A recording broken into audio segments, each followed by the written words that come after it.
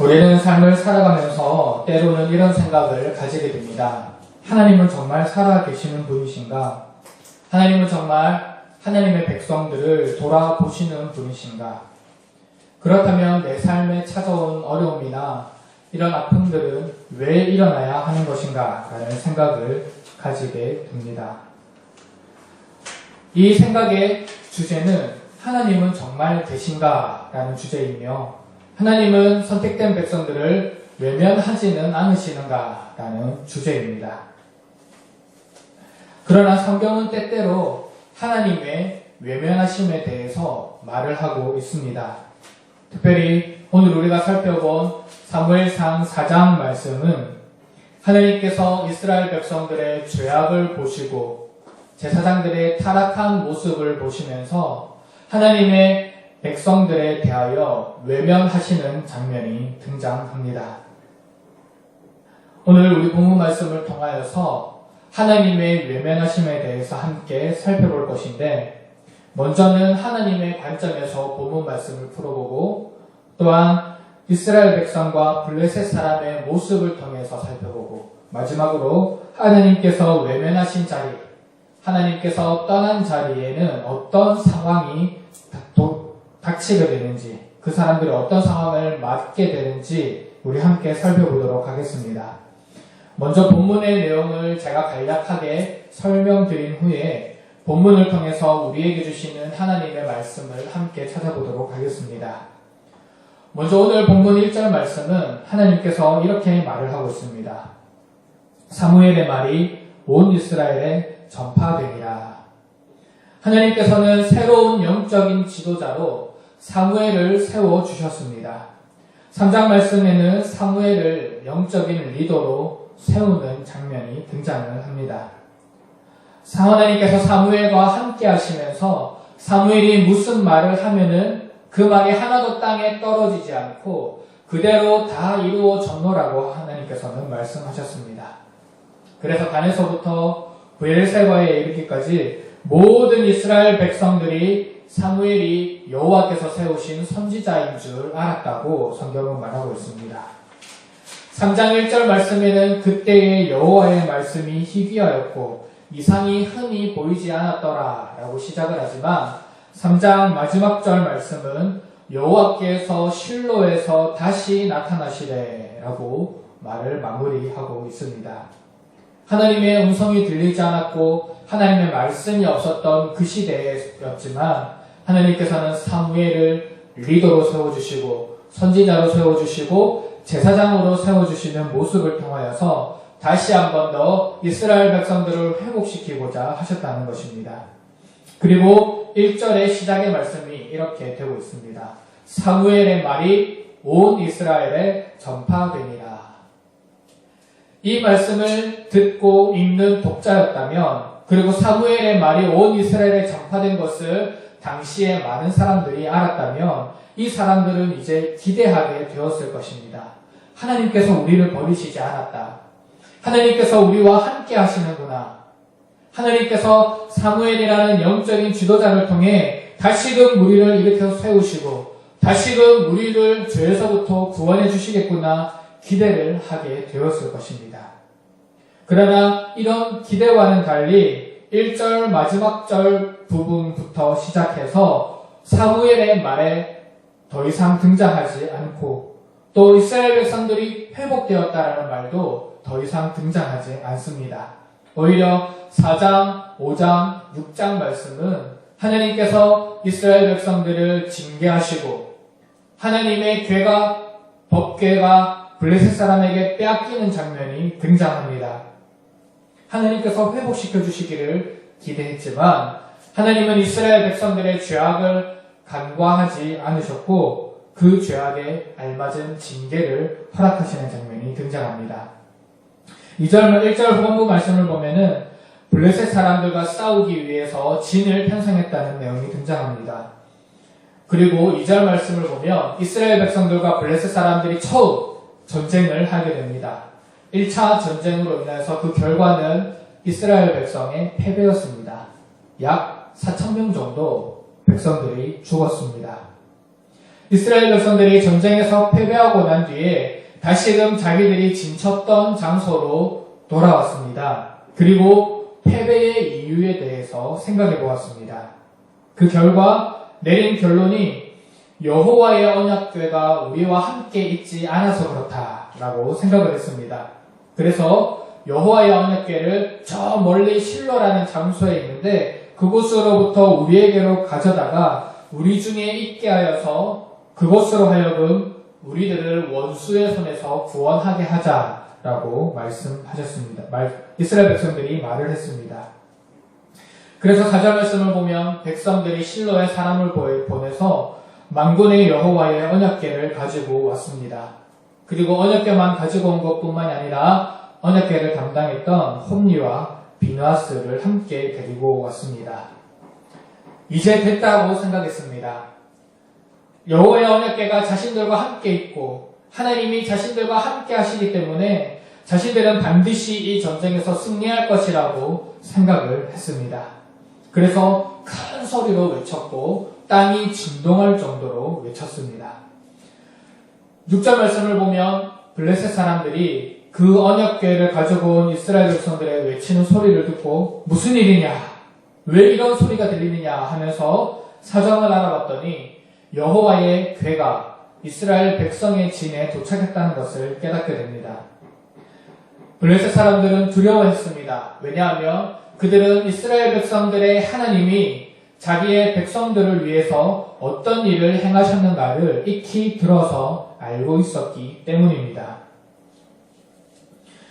8절에 이렇게 고백합니다. 누가 우리를 이 능한 신들의 손에서 건지시리요. 그들은 광야에서 여러 가지 재앙으로 애굽인을 친 신들이니라 라고 고백을 하죠. 이스라엘의 백성의 하나님을 살아계신 신으로 인정을 하고 고백하는 내용입니다. 하지만 9절 말씀을 보면 블레셋 사람들은 낭망하지 않았습니다. 오히려 더 마음을 강하게 하고 담대히 하여서 우리가 대장부와 같이 전쟁에 나가자라고 했을 때에 10절 말씀에 다시 2차로 전쟁을 하게 되고 이스라엘 백성들은 한 번 더 패배를 하게 됩니다. 이스라엘 사람들이 3만 명이 죽게 되었고 심지어 여호와의 법궤까지 빼앗기게 되었습니다. 전장에 있었던 사람 중에 한 사람이 당일에 전장에서 달려나와서 이스라엘 백성들이 있는 실로로 달려갑니다. 그리고 우리가 패배하였다. 사람들도 죽었고 여호와의 법궤마저 빼앗겼다라는 이야기를 합니다. 이 이야기를 들은 온 성읍은 크게 부르짖었고 엘리는 제사장이요 사사로서 일을 감당하고 있었는데 의자에서 뒤로 넘어져 목뼈가 부러져서 죽음을 당했습니다. 이것뿐만이 아닙니다. 엘리의 며느리였던 비누아스의 아내는 임신을 하여서 아기를 잉태하고 있었는데 하나님의 궤를 빼앗긴 것과 시아버지와 남편이 죽은 소식을 듣고 몸을 부풀려 해산을 하고 아내마저도 이 비누아스 아내 또한 죽음을 맞이하게 되었습니다. 그리고 마지막으로 한마디를 내뱉었는데 그 아이의 이름을 이가봇이라고 지었습니다. 이가봇의 이름의 뜻은 영광이 이스라엘에서 떠났다라는 내용입니다. 자, 여기까지가 오늘 우리가 함께 살펴본 사무엘상 4장의 말씀입니다. 이 내용의 말씀은 첫 시작은 희망으로 시작하는 것처럼 보이지만 이 본문의 내용은 정말 슬프고 절망적인 내용입니다.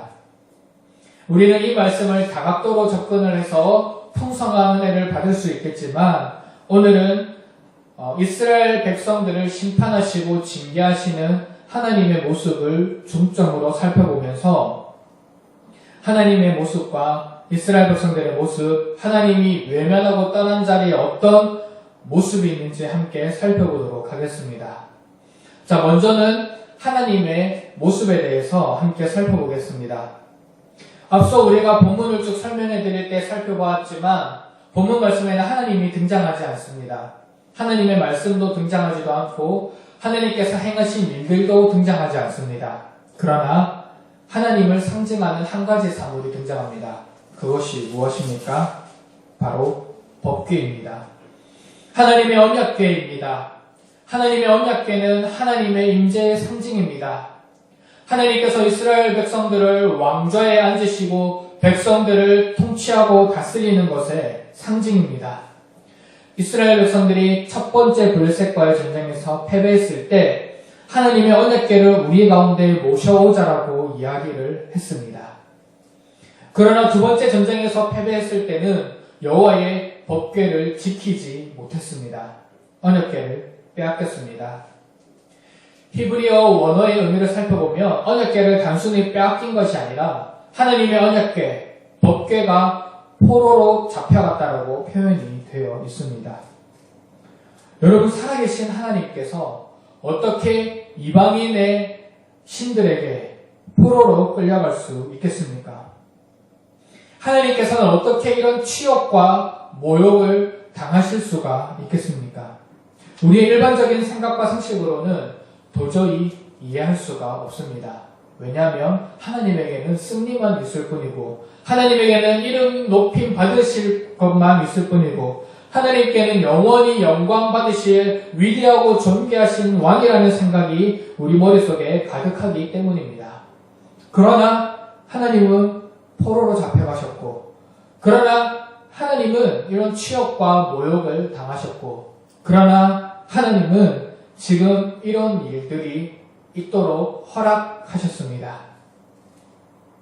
본문의 이 말이 얼마나 중요한 내용인지 우리가 잘 알지는 못하지만 그 당시의 고대 근동의 사회와 문화로 넘어가 보면 지금 하나님은 엄청난 치욕과 모욕과 수모를 감당하고 있다는 것을 알 수가 있습니다. 당시의 고대 근동, 즉 옛날의 애국과 가나안과 메소포타미아 지역의 주변 나라들의 세계관이 있습니다. 그 세계관은 전쟁은 자신들이 믿는 신들이 한다라고 생각을 했습니다. 즉 민족과 민족이 전쟁을 한다는 것은 자신들이 믿는 신이 어떤 신이 더 강한지를 가려내는 것입니다. 누구의 신이 더욱 강한지를 살펴보는 것입니다. 전쟁에서 승리한 민족의 신은 우월한 신이고 전쟁에서 패배한 민족의 신은 열등한 신이었습니다. 따라서 하나님께서 출애굽하셨을 때에 그 애굽 땅에 10가지 재앙을 내리셨던 것은 그 애굽 땅에 믿고 있는 신들에 대한 심판을 의미하는 것이고 이스라엘 백성들의 하나님, 당시에 사람들의 관점에서 보았을 때 애굽의 노예에 불과했던 그 민족의 하나님이 정말 위대한 하나님이라는 것을 드러내는 사실입니다. 또 당시에 나라를 이루고 있는 군대, 그리고 나라를 이루고 있는 행정 조직은 자신들이 믿는 신들의 가치관을 반영하는 것이었습니다. 신의 통치를 대리한다는, 대신해서 나라를 다스린다는 사상이 그들에게 있었던 것입니다. 이것을 어떻게 알 수 있을까요? 성경에도 조그마한 힌트가 나와 있습니다. 바로 골리앗과의 전투를 앞둔 다윗의 고백입니다. 골리앗은 전쟁터에 나가서 자신과 싸울 수 있는 장수가 있다면 나와보라고 이야기를 합니다. 그리고 이스라엘 백성들이 아무도 나서지 않자 자신이 믿는 신으로 이스라엘 백성의 군대를 모욕합니다. 이때 다윗은 사무엘상 17장 26절 말씀에 이렇게 고백합니다. 이 할례받지 않는 블레셋 사람이 누구이기에 살아계시는 하나님의 군대를 모욕하겠느냐. 그리고 실제로 이 골리앗과 전쟁을 하러 나아갔을 때 다윗은 이렇게 고백합니다.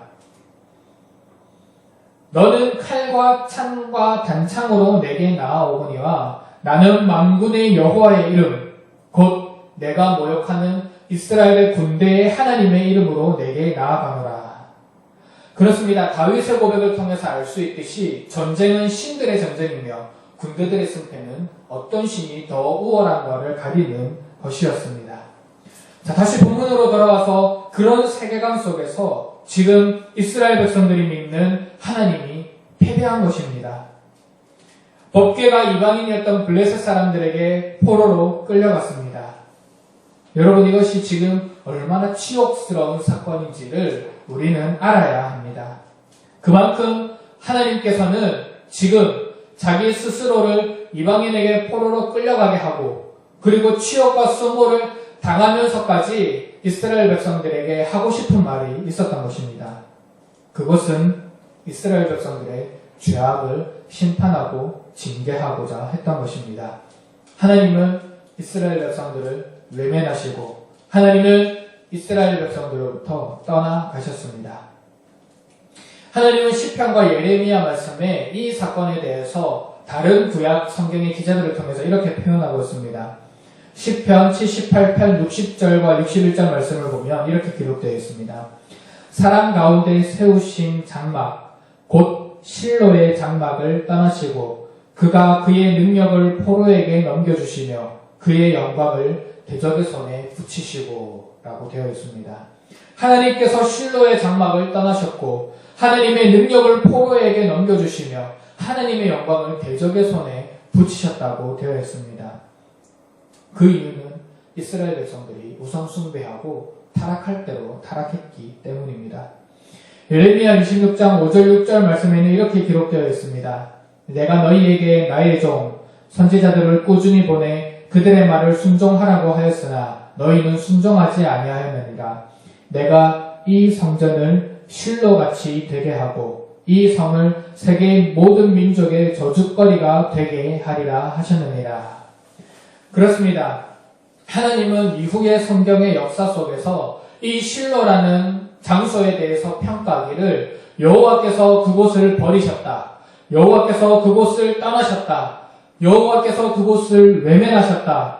하나님께서 그곳으로 하여금 모든 민족들로 하여금 저주를 받게 되게끔 하셨다라고 평가를 하고 있는 것입니다.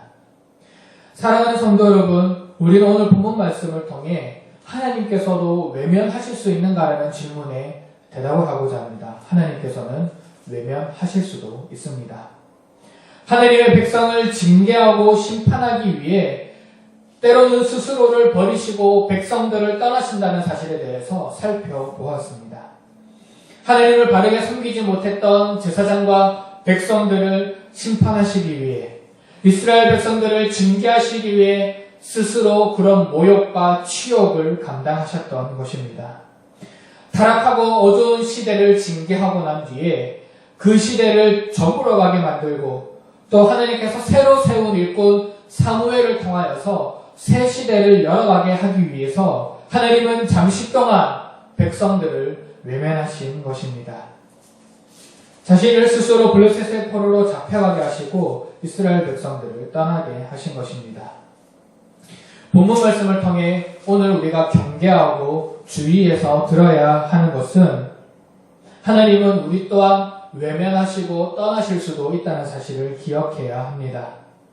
물론 우리는 예수 그리스도 십자가로 인해 구원받았기 때문에 영원히 하나님은 우리를 떠나지는 않습니다. 다만 잠시 숨으십니다. 우리가 어떤 상황에 놓였을 때에 하나님 앞에 간절히 기도하며 부르짖을 때에 왜 하나님께서는 이 기도에 응답해 주지 않으시지? 왜 하나님께서는 침묵하시지? 왜 하나님께서는 외면하시지라는 생각을 하게 될 때에 하나님은 바로 그 순간 잠시 우리를 외면하고 떠나고 계신다는 사실을 우리는 기억해야 합니다. 그것은 우리의 죄악 때문일 수도 있고 그것은 하나님의 계획과 섭리 가운데 우리를 연단시키기 위함일 수도 있고 오늘 본문 말씀과 마찬가지로 하나님께서 죄악된 내 시대는 접어버리고 새롭게 사무엘을 통해서 새 시대를 열어가게 하기 위해서 하나님은 잠시 외면하시고 잠시 침묵하는 것일 수도 있다는 사실을 우리는 기억해야 합니다. 우리가 죄악된 모습에서 돌이키기를 원하시고 때로는 하나님께서 새 시대를 열어가시기 위하여서 잠시 침묵함으로 우리의 모습을 돌이켜보게 하시고 우리로 하여금 하나님 앞에 간절히 기도하게 하신다는 사실을 우리는 기억해야 합니다. 하나님은 사랑의 하나님이시지만 동시에 공의와 정의의 하나님이십니다. 하나님은 우리를 떠나시고 잠시 우리를 외면할 수 있다는 사실을 기억하면서 우리가 하루하루 살아갈 때에 우리의 죄악된 모습이 없는지 돌이켜 회개하시고 언제나 하나님께서 우리를 회복시키시고 우리로 하여금 새 시대를 열어가게 해주시는 하나님의 은혜가 저와 여러분들에게 있기를 간구하며 살아가야 할 것입니다. 하나님은 우리를 위해서 잠시 얼굴빛을 거두어 가신다는 사실을 기억하시면서 우리는 이런 잘못을 범하지 않고 또 우리로 하여금 새 시대를 열어가기를 원하시는 하나님의 마음을 깨달으면서 다시금 우리의 모습을 점검할 수 있는 시간이 되기를 원합니다. 두 번째로 살펴볼 것은 이스라엘 백성들을 징계하고 심판하는 모습 가운데 하는 이스라엘 백성들의 모습과 블레셋 사람들의 모습입니다. 먼저는 이스라엘 백성들의 모습입니다. 이들은 블레셋과의 전쟁에서 패하자 그 원인을 찾았습니다. 그 원인을 자신들이 하나님을 바르게 섬기지 못했고 자신들이 하나님을 바르게 예배하지 못한 것에서 찾은 것이 아닙니다. 이스라엘 백성들은 전통적으로 전쟁에서 패하게 되면 몸을 정결하게 하고 성결하게 하고 자신들 가운데 죄악이 있는지 없는지 점검해보고 다시 하나님께서 우리들을 구원해 주시기를 간구하는 모습이 있었습니다. 그러나 이들은 달랐습니다. 이들은 자신의 죄악된 모습에서 그 전쟁 패배의 원인을 찾았던 것이 아니라 바로 여기에 하나님의 언약궤가 없기 때문이라는 말로 그 원인을 찾았습니다. 그래서 마치 언약궤만 있으면 자신들이 전쟁에서 승리할 것처럼 생각을 했습니다. 이들의 생각이 틀린 것만은 아니었습니다. 여러분 생각해 보십시오. 자신들의 조상들의 이야기를 들었을 것입니다. 여리고라는 성을 정복하기 위해 어떻게 자신들의 조상이 그 전쟁을 수행했는지 이야기를 들었을 것입니다. 언약궤를 맨 앞에 세워서 하루에 한 번씩 7일을 돌고 마지막에는 7바퀴를 돌고 소리를 질렀더니 여리고성이 무너졌다. 이야기를 많이 들었을 것입니다. 또한 광야에서 행진을 할 때 항상 언약궤가 법궤가 맨 앞서서 행진을 하였을 때 그 길만 따라가니 하나님께서 지켜주셨더라. 바산왕 옥 아모리 왕 시온에게서 자신들을 구원해 주셨더라 라고 이야기를 했을 것입니다. 언약궤를 맨 앞세워서 바닷물에 들어가니 홍해가 갈라졌고 언약궤를 제일 앞세워서 요단강에 들어갔더니 요단강물이 갈라졌다라는 이야기를 전설처럼 전해서 들었을 것입니다. 그래서 이 사람들은 언약궤를 모셔오자라고 이야기를 한 것입니다.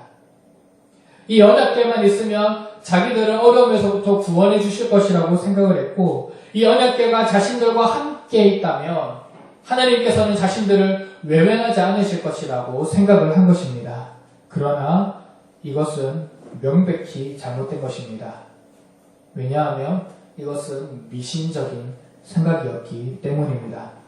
우리 3절 말씀 한번 다 같이 읽어보실까요? 3절 말씀 읽어보겠습니다. 시작. 백성이 진영에서 돌아오매 이스라엘 장로들이 이르되 여호와께서 어찌하여 우리에게 오늘 블레셋 사람들 앞에 패하게 하셨는고 여호와의 언약궤를 실로에서 우리에게로 가져다가 우리 중에 있게 하여 그곳으로 우리를 우리 원수들의 손에서 구원하게 하자 하니.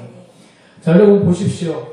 여기서 언약궤를 묘사할 때 여호와의 언약궤라고 표현을 하고 그 이후에 뭐라고 표현이 되어 있습니까? 그것으로 우리를 우리 원수들의 손에서 구원하게 하자. 언약궤를 가리켜 그것이라고 표현했습니다. 여러분, 언약궤 그 자체는 힘이 없습니다. 언약궤 그 자체는 아무것도 아닙니다. 언약궤 가운데 임재하시는 하나님이 그 가운데 역사하시는 하나님이 함께 하실 때에야만 그것이 언약궤로서 기능을 하게 되는 것이고 그것이 이스라엘 백성들을 원수의 손에서 구원하게 하는 것이고 그것을 이스라엘 백성들을 어려움 가운데 어려움을 극복하게 해주시는 것입니다. 언약궤 가운데 있는 하나님을 바라보지 못하고 단순히 미신적으로 언약궤가 우리와 함께 있다면 우리는 승리할 것이야, 우리는 구원받을 것이야 라고 생각하는 것은 미신적인 행위에 불과하다는 것입니다. 따라서 이들이 지금 얼마나 타락한 신앙의 모습을 가지고 있는지 반증해서 보여주는 것입니다. 단순히 언약궤를 하나의 미신적인 상징물로 여기고 그것만 가져온다면 우리는 승리하게 될 것이야 라고 생각을 한 것입니다. 그 가운데 역사하는 하나님, 그 가운데 임재하여 주시는 하나님, 그 가운데 승리케 하여 주시는 하나님은 알지 못한 채 말입니다. 다음으로 살펴볼 것은 블레셋 사람들의 고백입니다. 여러분, 블레셋 사람들은 이방민족입니다. 하나님을 알지 못했던 자들입니다. 그러나 8절에 뭐라고 말하고 있습니까? 누가 우리를 이 능한 신들의 손에서 건지리요?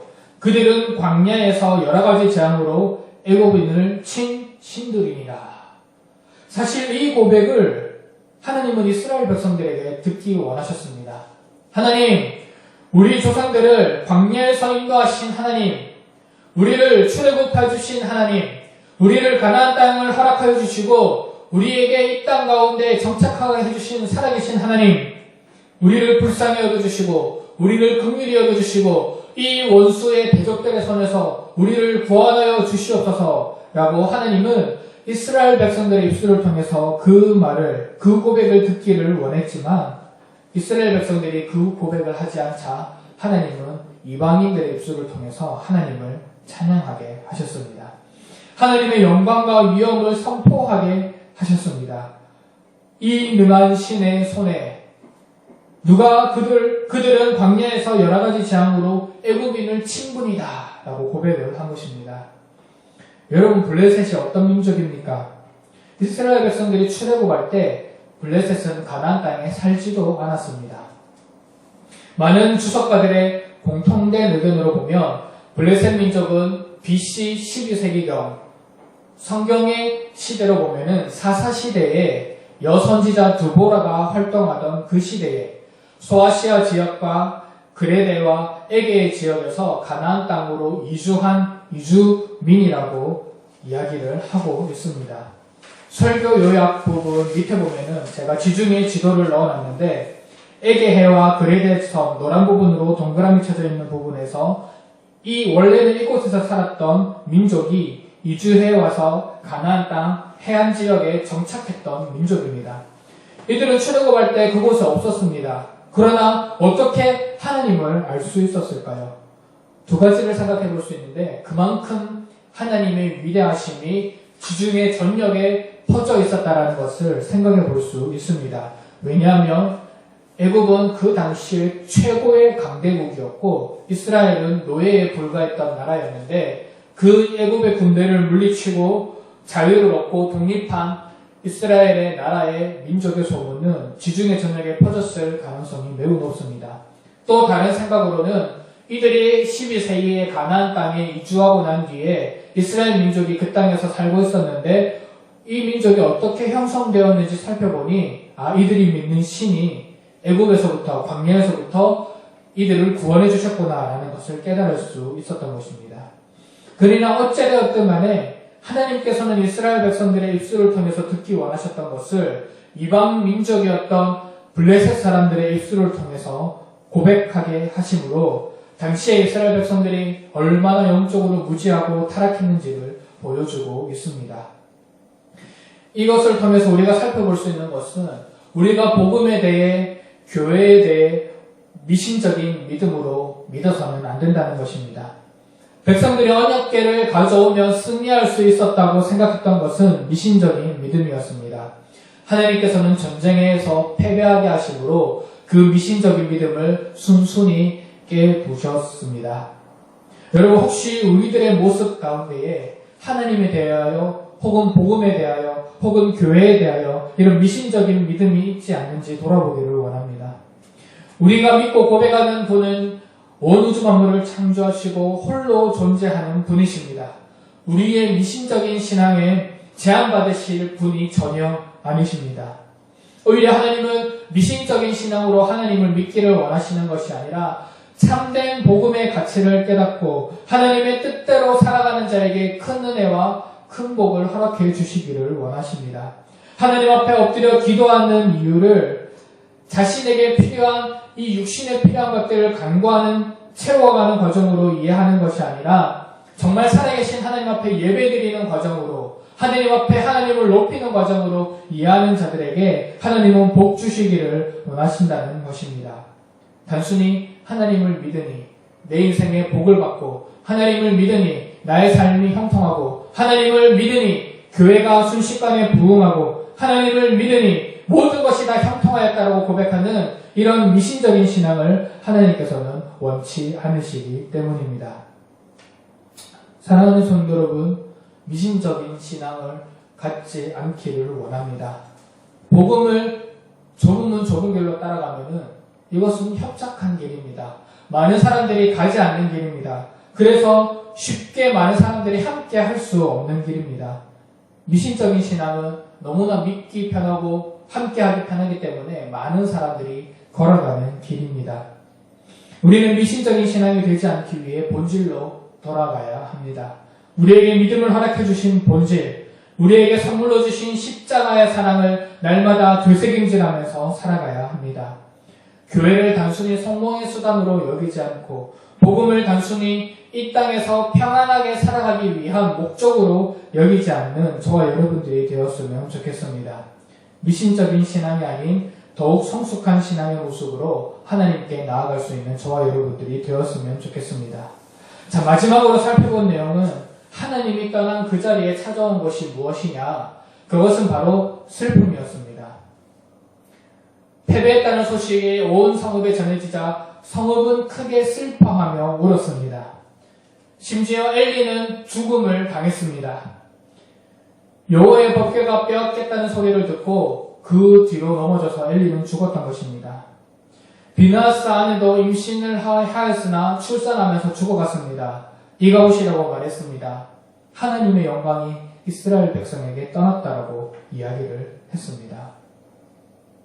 이스라엘 백성들이 불순종하고 우상 숭배하고 하나님을 멸시하면서 살아갈 때 백성들은 몰랐습니다. 왜냐하면 하나님이 그런 수모와 모욕을 당하시면서도 여전히 백성들 가운데 함께 하셨기 때문입니다.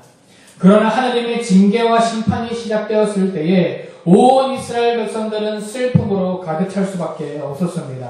하나님의 영광이 떠났다고 스스로 인식하게 되었습니다. 여러분 생각해 보십시오. 제사를 드려야 되는데 하나님이 계시지 않습니다. 기도를 해야 하는데 하나님이 떠나셨습니다. 나라를 다스려야 하는데 그 기준이 되는 여호와의 법궤가 지금 포로로 잡혀서 이방 민족에게 가 있는 것입니다. 하나님을 믿고 하나님을 모시고 살아가야 하는 이스라엘 백성들에게 지금 하나님은 그곳에 계시지 않는다는 사실입니다. 얼마나 큰 슬픔과 얼마나 큰 재앙의 모습이 이스라엘 백성들 가운데 임하겠습니까? 여러분, 사무엘 기자는 이후에 이스라엘 백성들을 더 이상 묘사하지 않습니다. 그러나 6장 1절의 말씀을 보면 여호와의 궤가 블레셋 사람들의 지방에 있은 지 7달이라고 표현이 되어 있습니다. 이스라엘 백성들은 무려 7개월 동안 하나님 없이 그들은 신앙생활을 했고 하나님 없이 그들은 자신의 삶을 살아갔던 것입니다. 물론 그들 가운데는 사무엘이 있었습니다. 물론 그들 가운데는 제사를 할 수 있는 산당들이 있었습니다. 물론 그들 가운데는 하나님의 율법이 여전히 있었습니다. 그러나 예배를 받으실 만한 하나님이 계시지 않았던 것입니다. 본문 말씀을 통해 우리가 마지막으로 살펴볼 수 있는 것은 하나님이 떠난 자리는 슬픔의 자리요, 하나님이 떠난 자리는 영광이 떠난 자리라는 것입니다. 한 번이라도 생각해 보신 적이 있으십니까? 하나님과 함께 지내고 예배했던 나의 모습 속에서 나는 여전히 예배드리고 나는 여전히 함께 하는데 예배 받으실 하나님이 계시지 않는다는 사실을 한 번이라도 생각해 보신 적이 있습니까? 우리는 종종 신앙생활을 하면서 드려야 할 예배도 많고 우리가 감당해야 될 일들이 많고 또 섬겨야 할 교회에 여러 가지 사역들이 많아서 우리는 종종 지치게 되면은 이런 생각을 합니다. 내가 만약에 하나님을 믿지 않았다면 나는 편하게 살아갔을 텐데 다른 세상 사람들과는 다를 바 없는 모습으로 마음속에 그런 어려움이 없어도 되고 나를 판단하는 기준이 없어도 되고 나는 그냥 그 사람들처럼 세상 속에서 살아가다가 죽으면 되었을 텐데라는 생각을 가질 때도 있습니다. 그러나 성경은 분명하게 말씀하고 있습니다. 하나님이 계시지 않는 자리, 하나님이 떠난 자리는 슬픔이요, 절망이요, 죽음이요, 하나님의 영광이 떠났다는 것입니다. 그것은 심판이라는 것입니다. 우리는 그래서 하나님의 영광이 우리를 떠나지 않도록, 하나님께서 우리를 외면하지 않도록, 하나님께서 우리와 항상 함께 하시도록 우리의 모습을 정결하게 하고 하나님을 거룩하게 닮아가도록 노력해야 되고 하나님 앞에 영광 올려드리는 삶을 살아가야 한다는 것입니다. 이제 말씀을 마치겠습니다. 하나님은 말씀하신 대로 엘리 제사장 가문을 심판하셨습니다. 그리고 타락한 이스라엘 백성들을 함께 징계하셨습니다. 하나님은 실로를 버리셨고 이스라엘 백성들을 외면하신 채로 블레셋 땅으로 내려가셨습니다. 그러나 다음 장에 살펴보겠지만 하나님은 그곳에서 하나님의 영광을 드러내십니다. 하나님은 그곳에서 그들의 신들과 전쟁에서 승리하십니다. 비록 이스라엘 백성들은 블레셋과의 전쟁에서 패배했을지는 모르지만 하나님은 친히 그곳에 가셔서 승리하시고 영광을 받으셨습니다. 이것은 다음 주에 살펴보겠습니다. 오늘을 살아가는 우리는 이스라엘 백성들과 엘리 제사장의 모습을 반면교사로 삼아야 합니다. 하나님은 때로는 우리를 징계하십니다. 때로는 우리를 외면하십니다. 때로는 우리의 음성에 대답하지 않으십니다. 침묵하실 때가 있습니다. 하나님은 우리의 신앙의 모습이 미신적인 신앙의 모습이 아닌 본질을 회복하고 예수님과의 첫사랑을 회복하는 삶을 살아가기를 원하십니다. 그리고 하나님 없는 삶, 하나님께서 떠난 삶이 얼마나 비참하고 외로운 삶인지 말씀을 통해 저와 여러분들에게 말씀해 주십니다. 여러분, 우리는 풍요로운 시대를 살아갑니다. 부족함이 없는 가운데 신앙생활합니다. 우리는 이럴 때일수록 더욱더 영적인 긴장의 끈을 늦추지 않아야 됩니다. 우리가 죄 가운데 살지 않도록 노력해야 되고 예수님의 십자가 사랑을 기억하면서 살아가야 합니다. 성령 하나님께서 주시는 힘과 능력으로 이 시대를 본받지 말고 우리를 새롭게 하고 거룩하게 함으로 날마다 하나님과 동행하는 삶을 살아야 합니다. 여러분, 혹 하나님께서 여러분들의 기도에 응답하지 않는다고 생각하십니까? 혹 하나님께서 잠시 여러분들을 외면한다고 생각하십니까? 우리의 모습을 돌아보기를 원합니다. 우리의 모습 가운데 죄악된 모습이 있다면 죄에서 돌이키기를 원하고 아니면 하나님께서 우리로 하여금 다시금 새 시대를 열어가기 위해서 잠시 우리를 연단시키는 과정이라고 생각하시면서 믿음으로 이 과정을 이겨낼 수 있는 저와 여러분들이 되기를 원합니다.